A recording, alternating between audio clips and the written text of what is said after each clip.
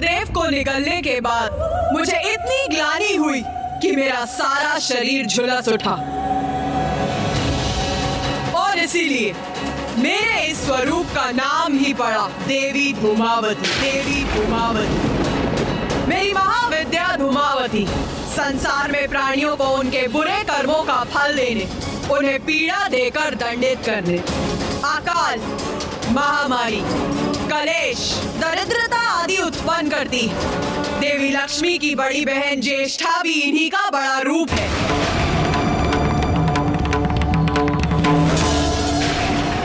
हाँ, उचित है। माता ज्येष्ठा से तो मैं भी परिचित हूँ माता।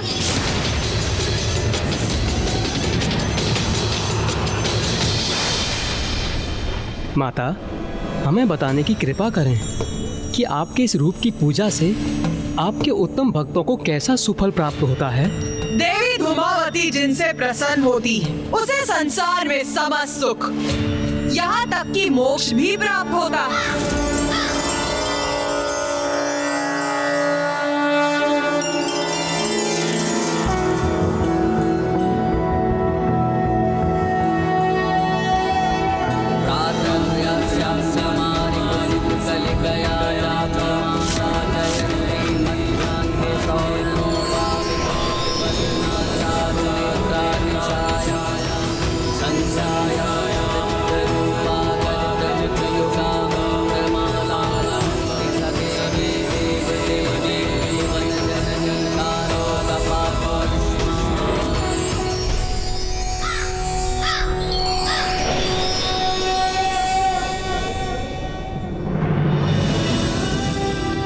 माता, पृथ्वी, सूर्य, प्रकृति, भुवन, मृत्यु और सभी प्राणियों को उनके जीवन में भी और मृत्यु के उपरांत भी उनके कर्मों का उचित फल प्राप्त होने का अर्थ यही है ना कि अब सृष्टि में पूर्णता आ चुकी थी। पूर्णता और संतुलन में बहुत बड़ा भेद है गणेश। तुम्हारी क्या मान्यता है? क्या तुम्हारे अनुसार सृष्टि अभी संतुलित है?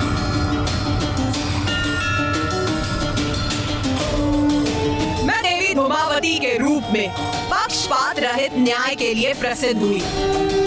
मैं मनुष्यों को उनके बुरे कर्मों के लिए दंडित तो कर रही थी, किंतु क्या ये उचित नहीं था कि मैं उन्हें उचित मार्ग पर चलने के लिए भी प्रेरित करूं?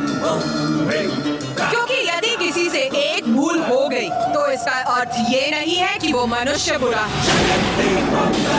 बुराई को त्याग कर अपने भीतर सुधार लाने का एक अवसर तो सबको प्राप्त होना ही चाहिए। और कभी कभी मनुष्यों को सुपथ पर लाने के लिए मुझे उनके भ्रांतियों को नष्ट करने हेतु शत्रु बुद्धि नाशनी बनकर उस स्रोत को ही नष्ट करती हूँ जहाँ से प्राणी अनुचित शब्द उच्चारित करता है। शत्रु बुद्धि नाशनी? मैं समझा नहीं माता। अवश्य समझोगे गणेश, किंतु उसके पूर्व तुम्हें मेरी अष्टम महाविद्या स्वरूप देवी बगलामुखी से परिचित होना होगा। देवी बगलामुखी? आपकी अष्टम महाविद्या स्वरूप माता?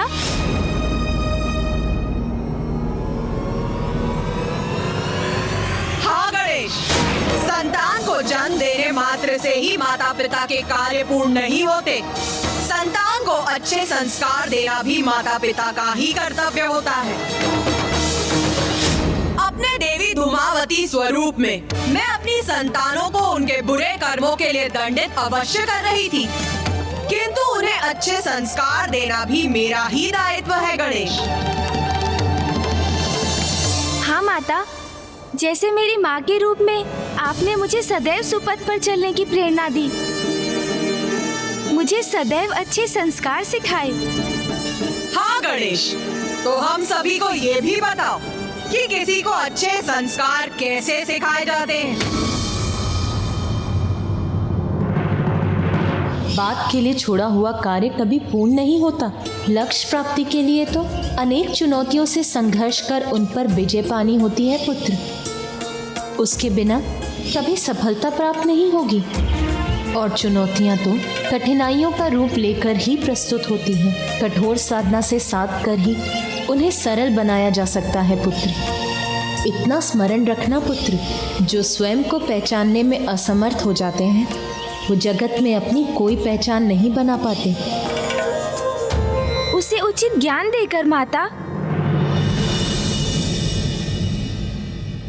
हाँ गणेश, जिस प्रकार अपने देवी पार्वती रूप में मैंने तुम्हें अच्छे संस्कार और ज्ञान दिया, उसी प्रकार अब मैं अपने देवी बगलामुखी स्वरूप में समस्त संसार को गूढ़ ज्ञान देने के इच्छुक थी। ज्ञान मात्र भौतिक ज्ञान तक ही सीमित नहीं है। मैं तो उन्हें वो ज्ञान भी देना चाहती थी जो उन्हें भगवान से जोड़ सके, उन्हें जीवन का उद्देश्य समझा सके, उन्हें औषधियों का ज्ञान दे सके ताकि वो स्वस्थ रहे, क्योंकि स्वस्थ तन में स्वस्थ आत्मा का वास होता है। तो माता, आपने माँ बगलामुखी का रूप लेकर सभी को ये ज्ञान सिखाया? मात्र उतना ही नहीं गणेश, मेरे इस रूप में संसार में प्रकट होने के पीछे एक बहुत बड़ा कारण है। कारण? माता, क्या है वो कारण?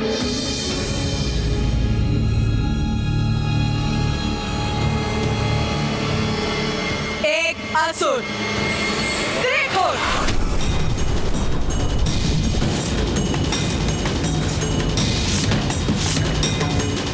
त्रिखुर नामक असुर?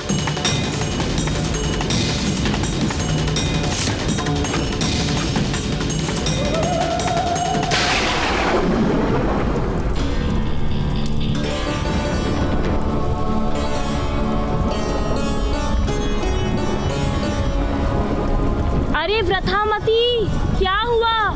कुछ दिखाई दिया क्या? नहीं दिखाई दिया। अर्थात क्या दिखाई देना चाहिए मुझे? यही कि हमारे स्वामी की तपस्या संपन्न हुई कि नहीं? नहीं, नहीं हुई दुर्मुखा। स्वामी अब तक अपने तप में लीन है और इतने समय से उनके तप के संपन्न होने की प्रतीक्षा में इस निर्जन स्थान पर स्थित हैं हम। ज्ञात नहीं और कितने समय तक ऐसे ही रहना होगा हमें।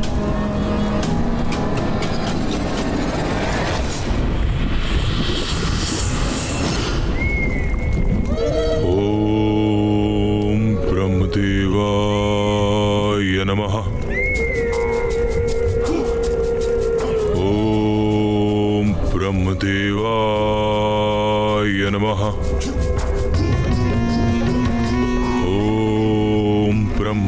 ब्रह्मदेवाय नमः। ओम ब्रह्मदेवाय नमः। ओम ब्रह्मदेवाय नमः।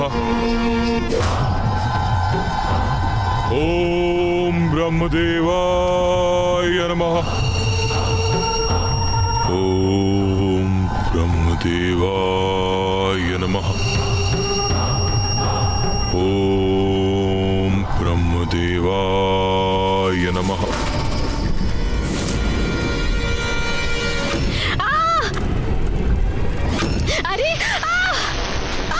अरे व्रथामती! अरे व्रथामती, देखकर नहीं गिर सकती थी क्या? दुर्मुखा, तुम देखकर खड़ी नहीं हो सकती थी क्या? गिरा दिया मुझे। एक तो तब से स्वामी की तपस्या संपन्न ना होने के कारण इतनी चिंतित हूँ मैं, और अब तो गिरकर आहत भी हो गई। व्रथामती, वो स्वामी है हमारे। अब जहाँ वो रहेंगे हम वही रहेंगे ना। तनिक कल्पना करो, जब स्वामी को ब्रह्मदेव का वरदान प्राप्त होगा तो कितने शक्तिशाली हो जाएंगे वो, है ना? स्वामी की चाटुकार सेविका, कब होगा ये? कब बनेंगे वो शक्तिशाली? इतना दीर्घ समय हो गया, उनका तप संपन्न ही नहीं हो रहा। अब चाटुकार हूँ तो अपनी स्वामी की ना। और वैसे तुम भी तो यहीं स्थित हो तब से, इसी लोभ में ना कि जब स्वामी को ब्रह्मदेव का वरदान प्राप्त होगा तो तुम्हें भी लाभ होगा। क्यों व्रथामती? ओम ब्रह्मदेवाय नमः।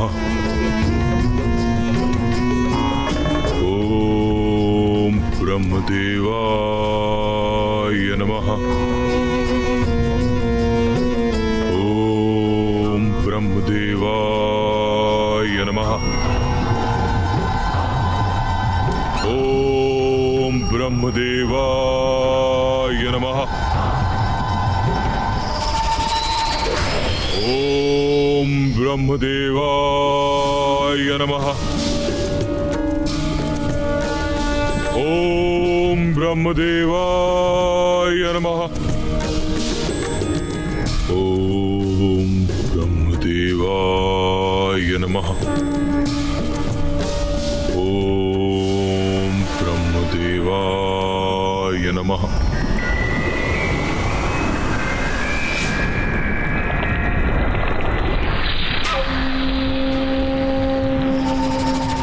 पुत्र त्रिकोण,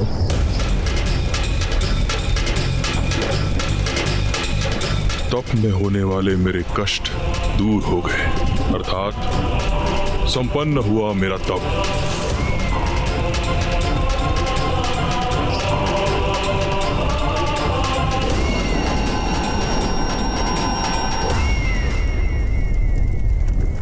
ब्रह्मदेव, मेरे आराध्य, अंततः आप आ ही गए मुझे दर्शन देने। प्रतीत होता है स्वामी का तप समाप्त हुआ। हाँ, ब्रह्मदेव प्रकट हुए। अब देखते हैं स्वामी को क्या वरदान प्राप्त होता है। पुत्र त्रिकोण, मैं तुम्हारी तपस्या से प्रसन्न हुआ। प्रसन्न तो आपको होना ही था ब्रह्मदेव। अत्यंत कठोर तप जो किया है मैंने, अब आप आ ही गए हैं तो मेरी दो बातें सुनिए। एक, इतने वर्षों के घोर तप का उचित परिणाम चाहिए मुझे, और दो, मृत्यु से मुक्ति अर्थात अमरत्व का वरदान चाहिए मुझे।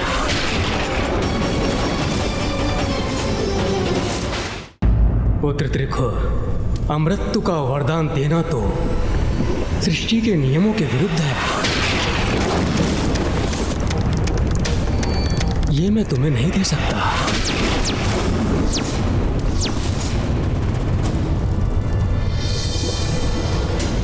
अमृतत्व के सिवाय अगर तुम्हें कोई और वरदान चाहिए तो मांगो।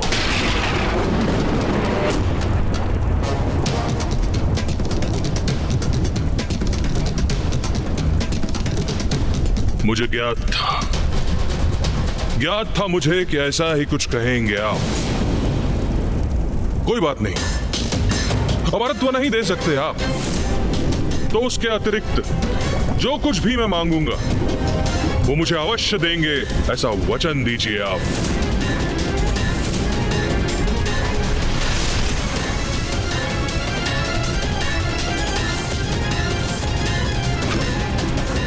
मैं वचन देता हूं वत्स, मांगो।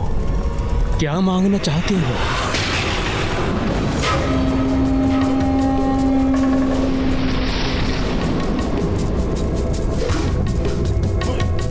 पुनः दो बातें हैं ब्रह्मदेव, दो वरदान चाहिए मुझे आपसे। एक, ब्रह्मांडीय बवंडर उत्पन्न करने की शक्ति, और दो, इस संसार की कोई भी विद्या, कोई भी शक्ति मुझे क्षति न पहुंचा सके।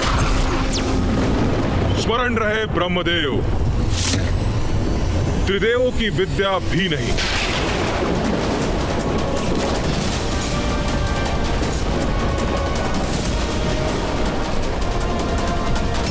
ब्रह्मांडीय बवंडर, ऐसी शक्ति का कहां प्रयोग करोगे तो? इससे क्या लाभ प्राप्त होगा तुम्हें? ब्रह्मदेव, पुनः दो बातें हैं। एक, अब और कोई प्रश्न नहीं सुनना चाहता मैं, और दो, जो वचन दिया है आपने उसे पूर्ण कीजिए आप। ब्रह्मांडीय बवंडर अर्थात पथा शक्ति दे दूं इसे। वचन दिया है मैंने, उसकी मर्यादा भी भंग नहीं कर सकता मैं। इसे इसका इच्छित वरदान तो देना ही होगा मुझे।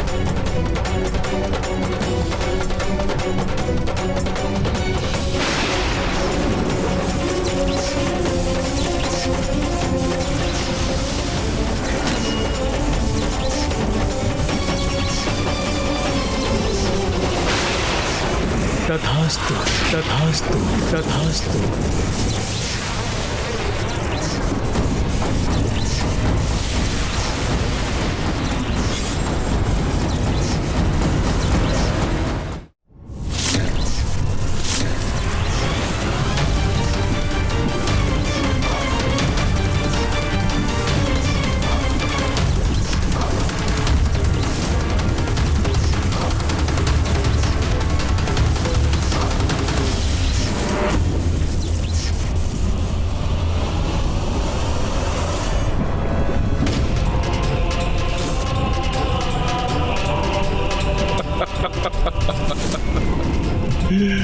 ये शक्ति अब मेरे हाथों में आ गई है। अब इसका इच्छानुसार प्रयोग करूंगा मैं।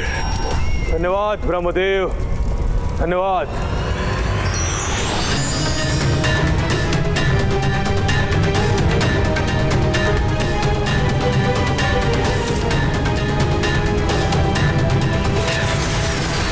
प्रणाम स्वामी। बधाई हो स्वामी, आपका तप सफल हुआ। स्वामी, ब्रह्मदेव ने आपको वरदान दे ही दिया।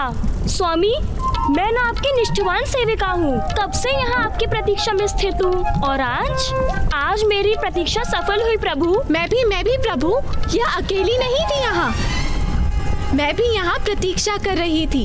नहीं प्रभु, स्वामी, मैं प्रतीक्षा कर रही थी आपकी कब से। मैं भी थी यहाँ पर। नहीं प्रभु, मैं कर रही थी। बस बस, बालकों के समान आपस में उलझना बंद करो तुम लोग। अभी और बहुत कार्य करना है हमें।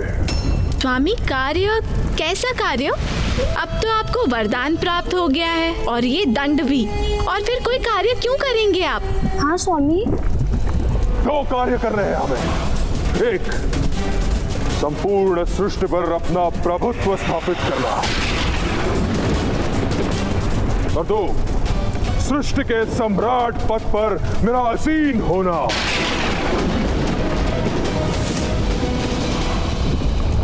स्वामी, आपके इस कार्य में तो बड़ी प्रसन्नता से सहायक बनेंगे हम। ब्रह्मांड के सम्राट की सहयोगी होंगी हम। बहुत आनंद आएगा हमें। अब संपूर्ण ब्रह्मांड मेरी मस्ती में होगा, मेरी मस्ती में होगा।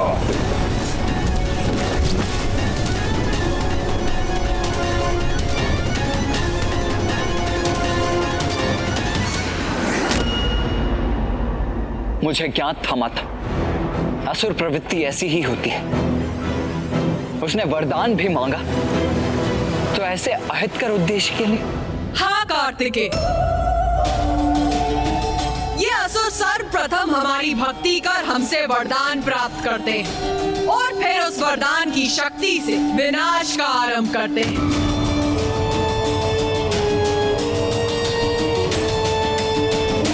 त्रिखुर भी यही करना चाहता था, वो समस्त ब्रह्मांड का अधिपति बनना चाहता था। असुर राज त्रिखुर की जय! असुर राज त्रिखुर की जय! असुर राज त्रिखुर की जय! असुर राज त्रिखुर की जय! असुर राज त्रिखुर की जय! असुर राज त्रिखुर की जय! असुर राज त्रिखुर की जय! असुर राज त्रिखुर की जय! असुर राज त्रिखुर की जय! असुर राज त्रिखुर की जय! असुर राज त्रिखुर की जय! असुर राज त्रिखुर की असुर राज त्रिखुर के। मेरे असुरों, 2 बातें। एक, मेरे हाथ में ये अपार शक्ति का स्रोत, स्वयं ब्रह्मदेव द्वारा दिया गया दंड। और 2,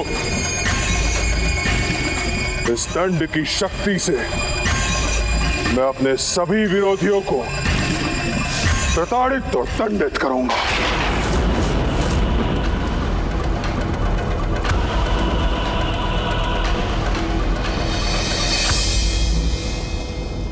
ब्रह्मदेव का वरदान प्राप्त है मुझे। अब कोई भी हमारे मार्ग में बाधा नहीं बन सकता।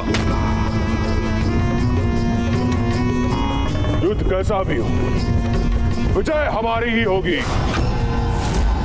जो भी मेरे मार्ग में आएगा उसका विनाश करूंगा मैं।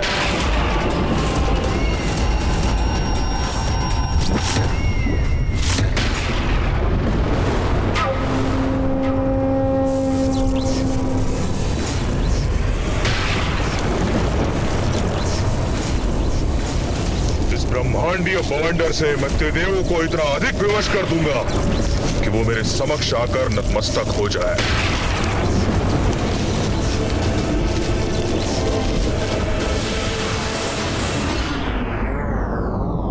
वो दुष्ट असुर अपने वरदान को शस्त्र बनाकर अपने समक्ष त्रिदेवों को विवश करना चाहता था।